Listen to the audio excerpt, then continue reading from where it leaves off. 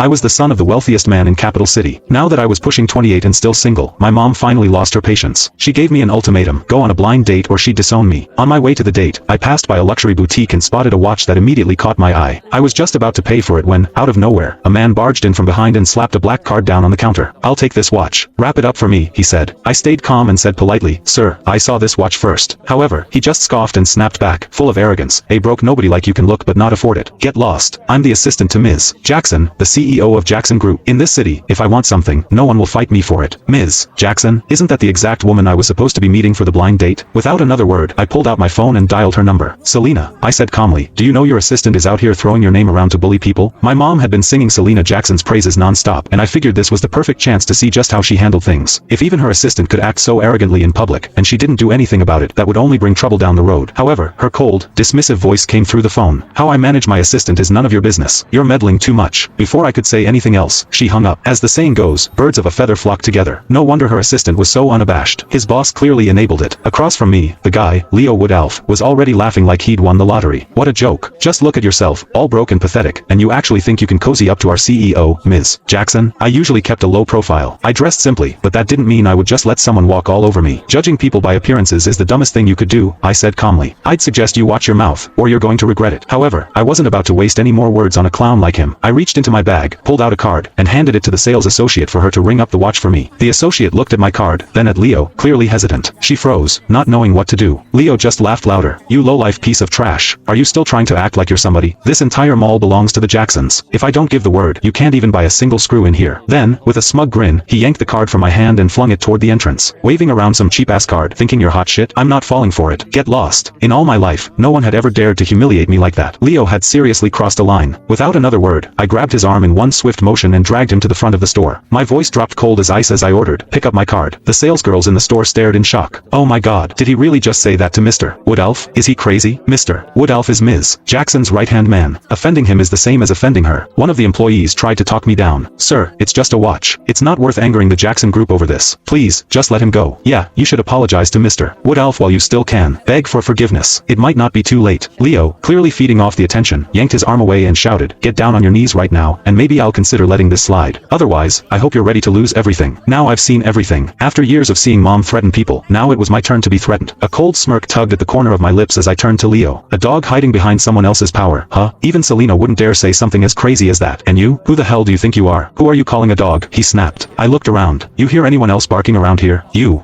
bastard." Furious, Leo clenched his fist and threw a punch at me. I stepped back effortlessly, dodging him completely.